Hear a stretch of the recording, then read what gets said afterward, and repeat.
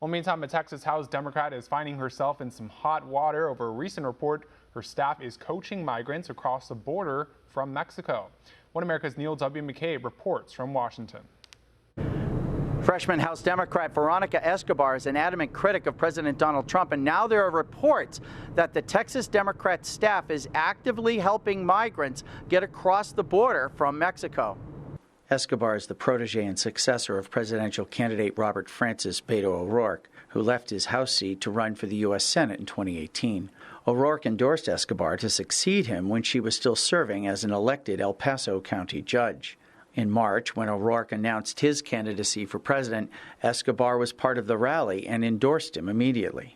Now Escobar is generating headlines based on the report in the Washington Examiner that her staff is actively undermining President Donald Trump's new Remain in Mexico policy, which has asylum-seeking migrants wait for their hearings in Mexico.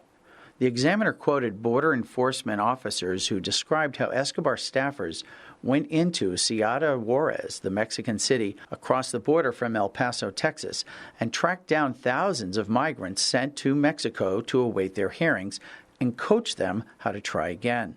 The officers said the staffers exploited two loopholes in the president's policy, teaching the migrants to go back to the El Paso port of entry, now claiming that they did not understand Spanish, or to claim health challenges that demanded immediate attention. Federal law forbids Americans from facilitating illegal immigration with a maximum sentence of 5 years. After the Examiner story, National Public Radio interviewed Escobar about her bill to defund the Remain in Mexico policy, and she talked about her own visits to Ciudad Juarez. We had a case recently of a woman who was sent back, a 20-year-old woman who was sent back via MPP to Mexico after having waited in line, stayed in detention, sent back to Mexico. She was kidnapped and brutally gang raped. I mean, they are in an absolutely desperate and dangerous situation. The purpose of my legislation is to ensure that no federal dollars go toward enforcing what I consider an unconstitutional policy by the administration, because it exacerbates the misery of people who are legally seeking asylum. While Escobar is working in her own way to undermine Trump policies, her husband, Michael Bleeders, serves as an administrative law judge for the Justice Department's Executive Office of Immigration Review.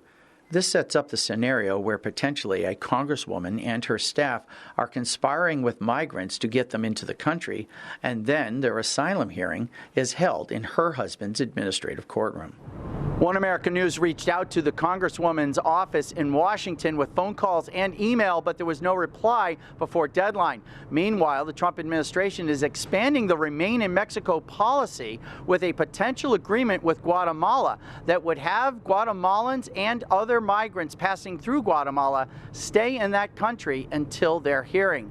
Neil W. McCabe, One America News, Washington. Want to see more videos like this? Click on the link below and subscribe to One America News on YouTube, and call your cable provider and kindly demand that One America News is added to your lineup. Call and subscribe today.